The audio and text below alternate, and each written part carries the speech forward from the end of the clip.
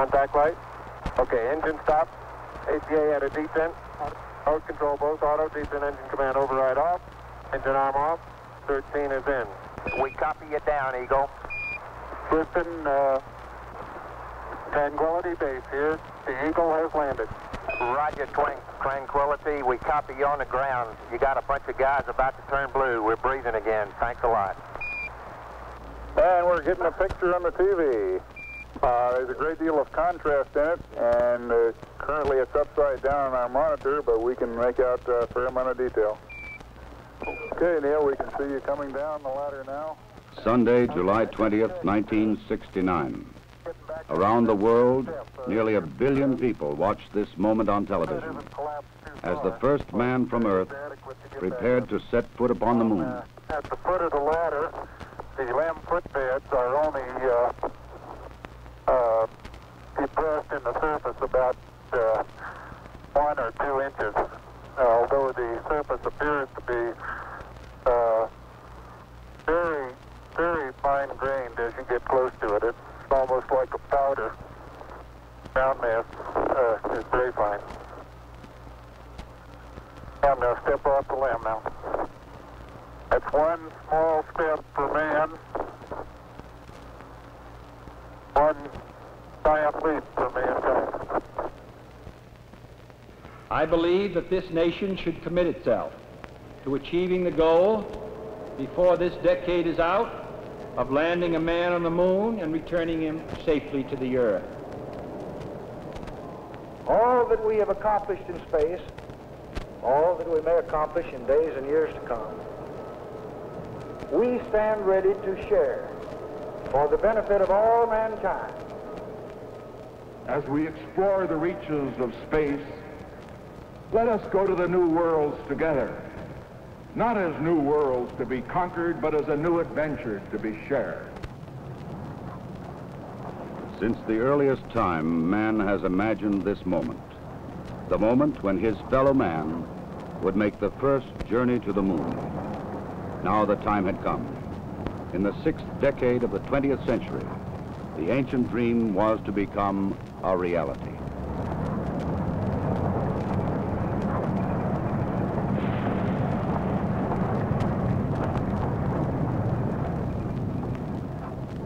The flight of Apollo 11 was the culmination of many years of planning, working, building, and testing. Thousands of people had contributed toward this day of accomplishment. The great Saturn V rocket and the complex Apollo spacecraft had been assembled together and moved to the launch pad. The equipment and techniques and personnel had been proved in earlier missions, and now they were ready. The astronauts chosen for this mission had flown it many times in ground-based simulators. They had all been in space before.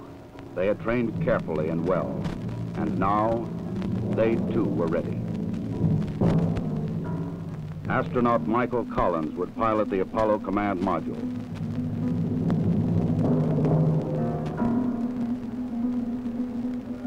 Astronaut Edwin Aldrin Jr. would pilot the Lunar module.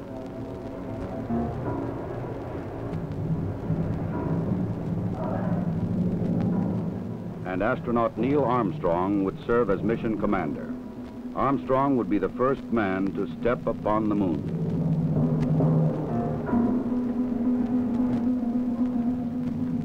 July 16th, the day had come. The moon awaited. The men rose early, ate breakfast, and dressed in their spacesuits.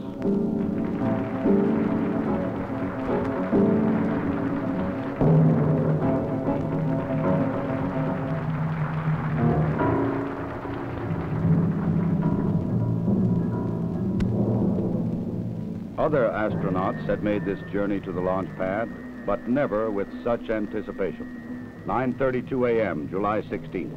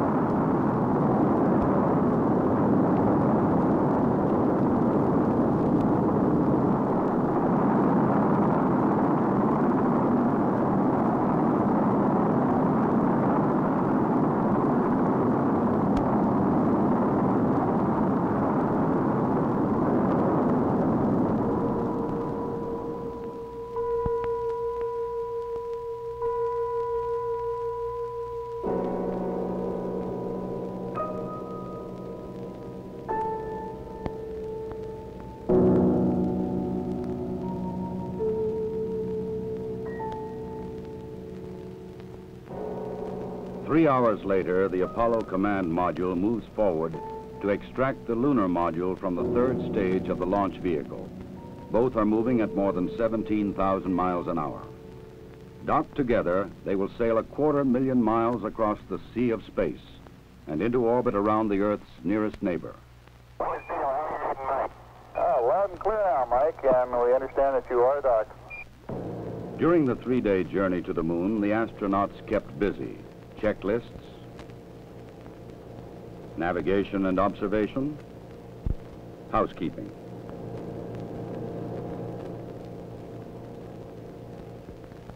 They must work in a weightless environment, keeping their spacecraft and themselves in good condition. Data must be collected and reported. Experiments must be performed, including photography both inside and outside the spacecraft. Because of the film speed, these actions appear faster than they actually were.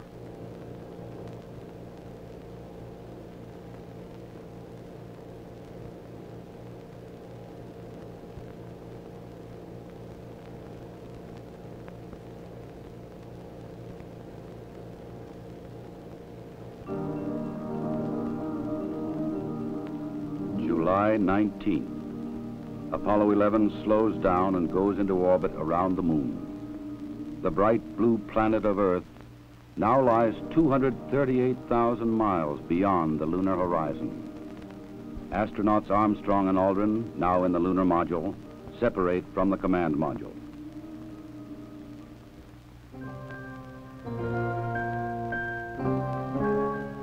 Astronaut Collins remains behind. Preparation for the lunar module descent to the moon now begins.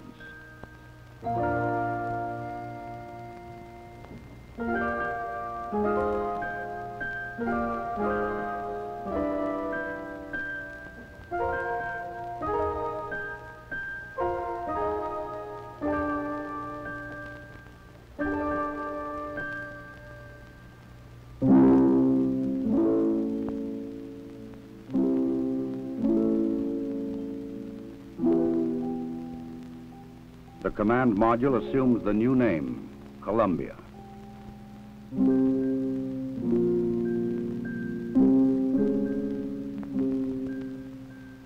The lunar module will be called the Eagle.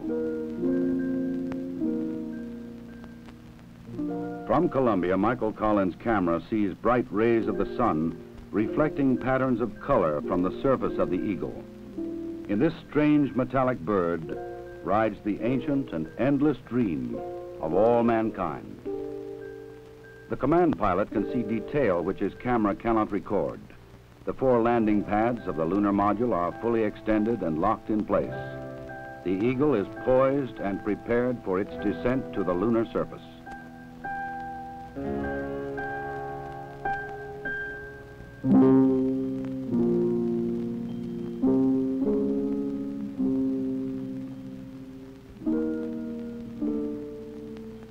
The moon landing craft rocket engine fires to slow it down and to place it on the pathway to the landing site in the Sea of Tranquility. There is tension and caution as the Eagle flies lower. Warning lights blink on as the computer tries to keep up with the demand for control data, but the status remains go. Eagle, we got you now. It's looking good, over. Roger, copy. Eagle Houston, after yaw around, angles, S-band pitch, -9er, yaw, +18. Roger, you're a go to continue power descent. You're a go to continue power descent. Altitude now 21,000 feet, still looking very good. Velocity down now to 1,200 feet per second. You're looking great to us, Eagle. Give us a reading on the 1202 program alarm. Roger, we got you. We're going at alarm. Good radar data. We're now in the approach phase, everything looking good. Altitude 4,200. Houston, you're a go for landing, over. Roger, understand. Go for landing. 3,000 feet. Program alarm. Altitude 1,600. 1,400 feet, still looking very good. 700 feet, 21 down. 33 degrees. 100 feet, down at 19. 1201. 1201. Roger, 1201 alarm. We're go, same type, we're go. Altitude, velocity, light. 8.5 down, 220 feet. 13 forward. 11 forward, coming down nicely, 200 feet. 4.5 down, 5.5 down. 60 seconds. Lights on. 6. Down 2.5. Forward. Forward. That's 40 feet down 2.5. Picking up some dust. 4 forward. 4 forward. Drifting to the right a little. That's okay. Contact light. Okay, engine stop. We copy you down, Eagle. Tranquility Base here. The Eagle has landed.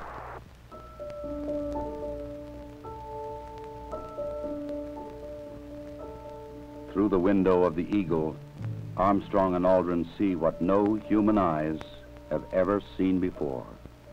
Their spacecraft casts a long shadow across the undisturbed dust of centuries.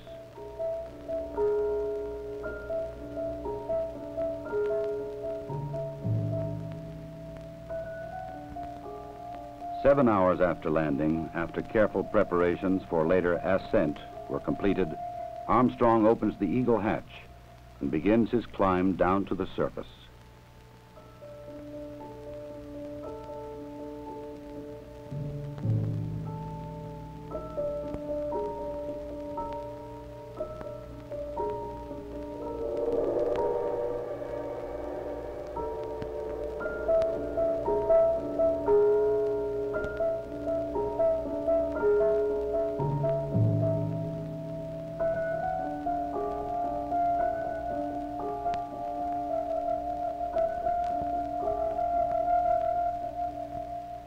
The first footsteps on this strange new world must be taken cautiously.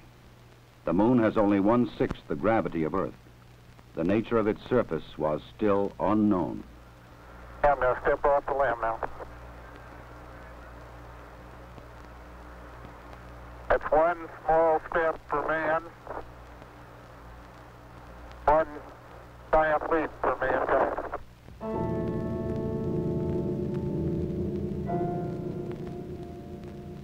Once on the surface, Armstrong scoops up a small sample of lunar dust and rock, precaution against the possibility of an emergency takeoff.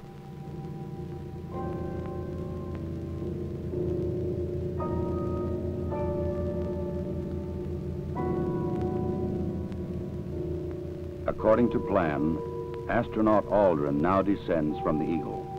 He and his equipment would weigh 383 pounds on Earth. Here, they weigh about 66 pounds.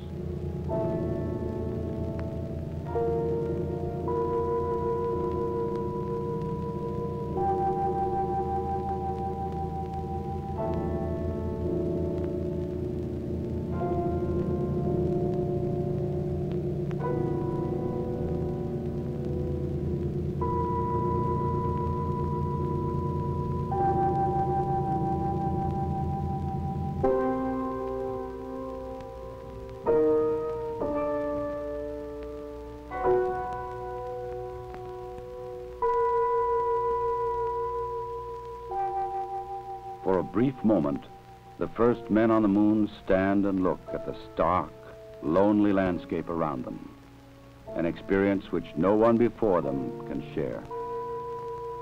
But there is much to be done in the limited time which they can stay on this airless, cloudless satellite of Earth. This sheet of metal foil traps and holds particles from the sun, the so-called solar wind, or barrage of solar energy, which constantly strikes the moon's surface. Results of this experiment will be taken back to Earth to reveal new secrets to anxious scientists.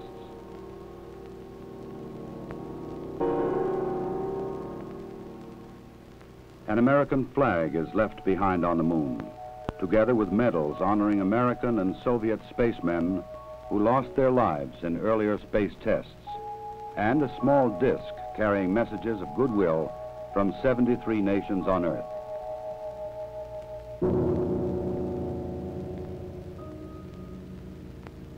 A plaque on the lunar module reads, Here, men from the planet Earth first set foot upon the moon, July 1969 AD. We came in peace for all mankind. Through a specially made television camera, viewers in many nations on Earth were able to watch the astronauts as they walked and worked on the moon. Despite the bulky spacesuits and the backpacks containing oxygen, temperature control, and communications equipment, the Apollo 11 crew found they could move easily about the surface.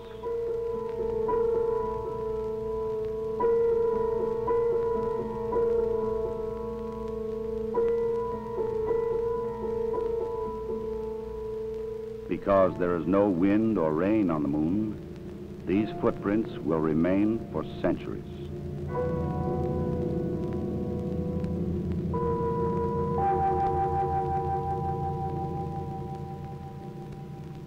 In addition to collecting rock and soil samples, the explorers leave behind a seismometer.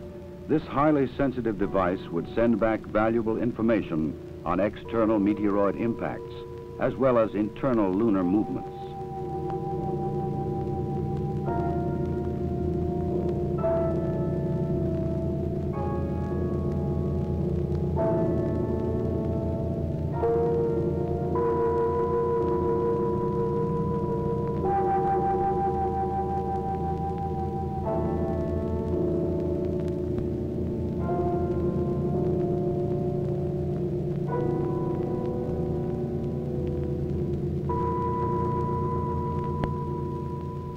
A 100-prism laser reflector would help man to measure the exact distance from Earth to Moon to an accuracy of 6 inches.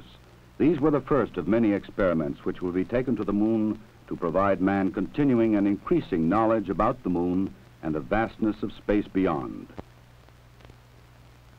After 2 hours and 31 minutes, the first lunar explorers had completed their research on the Moon. A night of rest in the lunar module, countdown preparations, and they were ready to come home. Tranquility Base, Houston. Guidance recommendation is pings, and you're cleared for takeoff. Roger, understand. We're number 1 on the runway. 7, 6, 5, port stage, engine arm Ascent.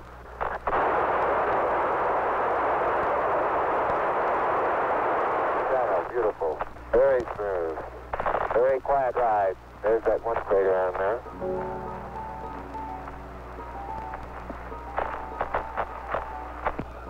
Feet high, 80 feet per second vertical rise. Eagle Houston, you're looking good at 2. Ping, zags, and midspin, all agree. I'm going right down US 1. Eagle Houston, going right down the track. Everything's great. Horizontal velocity approaching 2,500 feet per second. Roger. Some 120 miles to go until insertion. July 21st. The Eagle and its 2-man crew lifted off the Moon perfectly and climbed slowly to rendezvous and dock with the mothership, Columbia.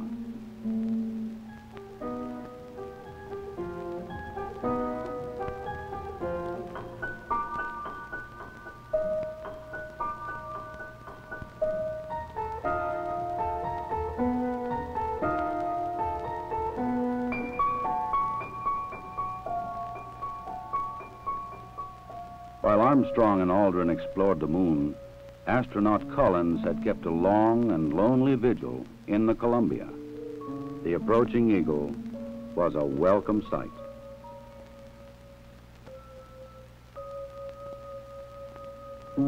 Later, the 3 men would share their reflections on this adventure with the world. I believe that from the early space flights, we demonstrated a potential to carry out this type of a mission. And again, it was a question of time until this would be accomplished. I think it's a technical triumph for this country to have said what it was going to do a number of years ago, and then, by golly, do it. The relative ease with which we were able to carry out our mission, which, of course, came after a very efficient and a logical sequence of flights, I think that this demonstrated that we were certainly on the right track when we took this commitment to go to the moon. I just see it as a beginning of a new age.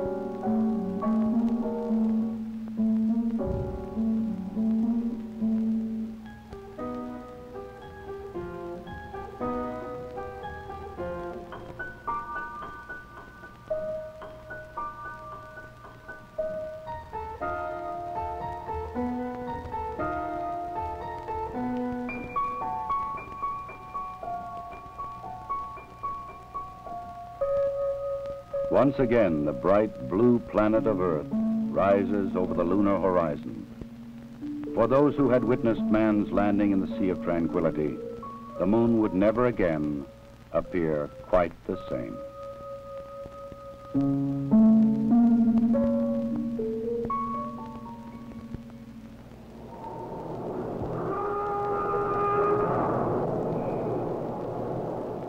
July 24th, dawn in the Pacific.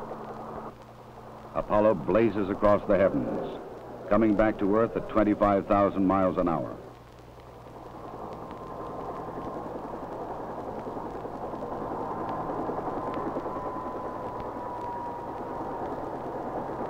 President Richard Nixon, who had talked with the astronauts by telephone while they were on the moon, was waiting aboard the recovery carrier to welcome the returning voyagers.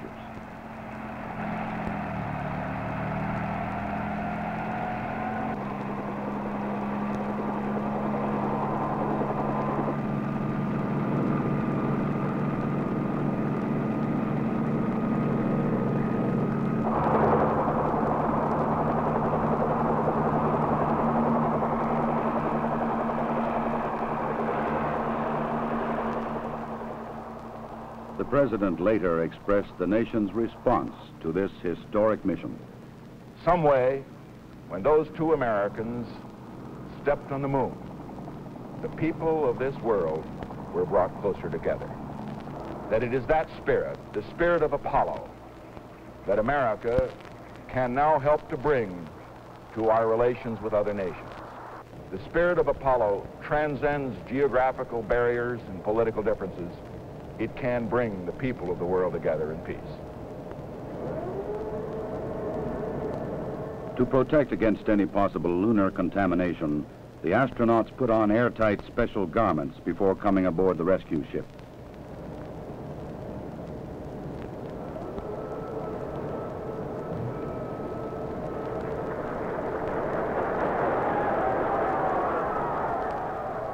They transferred directly from the helicopter to a mobile quarantine van, in which they would be flown back to the Manned Spacecraft Center in Houston, Texas.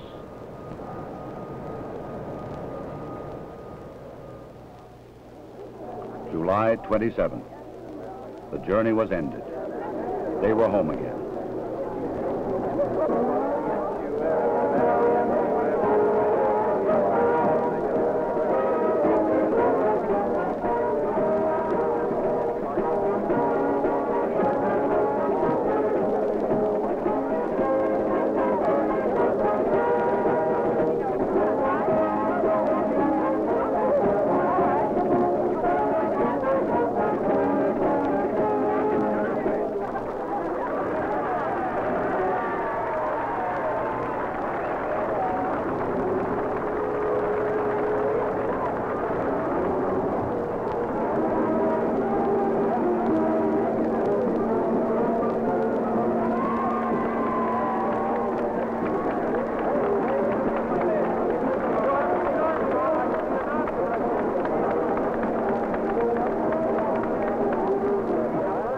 Ahead lay 3 weeks of isolation, medical tests, and mission debriefings.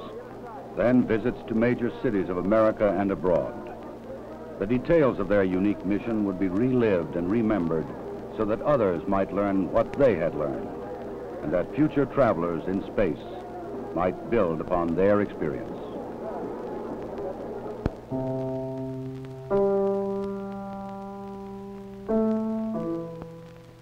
The rock and soil samples brought back would be examined and analyzed by scientists in many lands. They would reveal new insights into the origin and the age and the composition of the moon, and perhaps new knowledge of the Earth as well. Already experiments left on the moon were sending back revealing new information.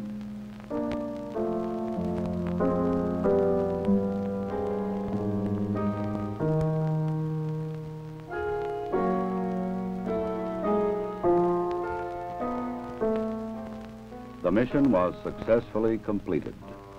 The Eagle had landed the first men on the moon, and Columbia had returned them safely to Earth. Wherever man journeys tomorrow across the ocean of our universe, history will remind him that Apollo 11 was mankind's first encounter with a new world.